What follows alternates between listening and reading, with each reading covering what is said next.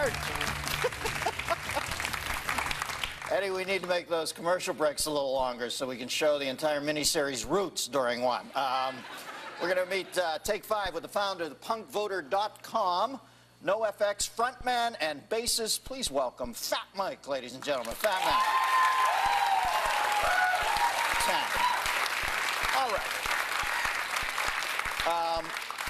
Rock against Bush. Now, let me ask you this. I find Bush to be more of a punk than Kerry, because punk is an ethos about being yourself. Now, I look at Bush, and whether you like him or not, he is indelibly himself. I look at Kerry, and I see a man who's the antithesis of punk. He's very conflicted about who he is at any given moment or situation. Why would you want to punk against Bush when he's your peeps? I don't think he's our peeps. First of all, John Kerry was in a band. He snowboards. Now that's kind of cool. What was his band? Now, what did he play? The Cowsills? I think he played bass, and I play bass. You know, so I have that connection right there. Yeah, but, there's the connection. No, you know, punk rock is about social change, and I don't think Bush is for social change. He's changing us backwards, maybe, but he's not taking us forward. No? He's not giving us any progressive ideas. I don't believe so. No. What about what about the feeling that if you're really quintessentially punk, you don't give about politics? That's our problem right now, is getting kids to care about politics, because punkers don't care and kids don't care. They're the most apathetic group there is. But we are getting them to care because we're telling them things that they're not hearing on mainstream media. What aren't they hearing in mainstream media? They're not hearing that there's a very good chance the draft is going to be reinstated. And when we tell our audience that, they listen, because they haven't heard that, and they're the ones that are going to go. They haven't heard that. That was pretty funny, right? They also... The crowd's in an uproar. They haven't heard that this is not just an election about the White House. It's, you know, it's a battle for the Supreme Court, really, because there's going to be a lot of people who are on the cusp of being 200 years old on our current court. That's right. And a lot of retirees, and you know, and the reproductive rights is up there. And we tell kids, you know, abortion could be made illegal in this country very easily. They're one vote away from it. And you know, Kerry is pro-choice and Bush is pro-life, and it's up in the air.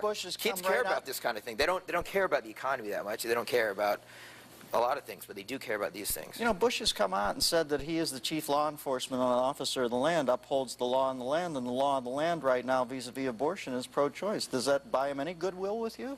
No, he has made 11 executive actions against reproductive rights, you know, in a lot of places outside of this country. Funding overseas and stuff like that. But for, you know, but for our troops' wives. Flipped over? You haven't, right? No, I mean, but it will. I was warned a lot of things about Bush 4 years ago, and I didn't quite know what to make of him at the beginning either.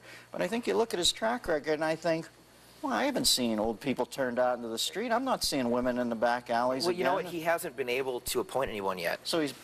Well, between 2 and 4 Supreme Court justices will be replaced in the next 4 years. So there it is. They only need one more vote to overturn Roe versus Wade. And you can't just kick back and see what he's going to do. He's made it clear. You know, he is pro-life, and he's taken these executive actions. So we can't wait. We can't wait for him. You know, How many people are getting signed up? You say the kids listen, but I find the kids, that's the thing about kids, man. They're there for your concert, and then they walk out, and then they're into the next thing, and they kind of Well, we're getting about 5% of the shows we've been doing. We're on a Rock Against Bush tour.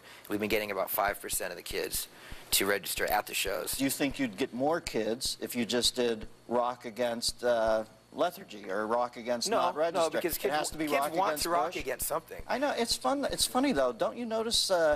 I would be surprised if there wasn't a lot of kids out there who dig Bush. Do you not notice that? There are, but when we have the new CD out, and it comes with the DVD. What's your CD?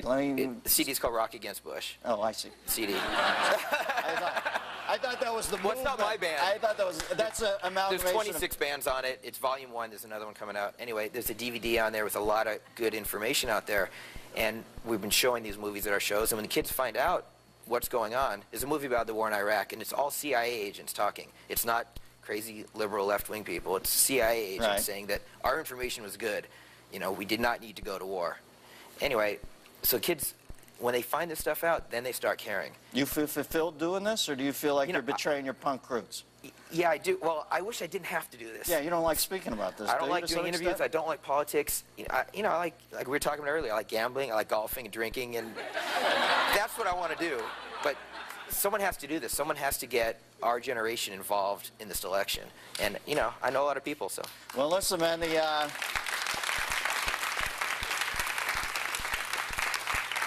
interview's almost over, so get that wedge in your hand and get that beer can in your other hand and go lead your life, baby. Thanks for coming on. So We'll be right back, and we'll finish the show. And I'm going to talk Johnny Lydon during the break with my man.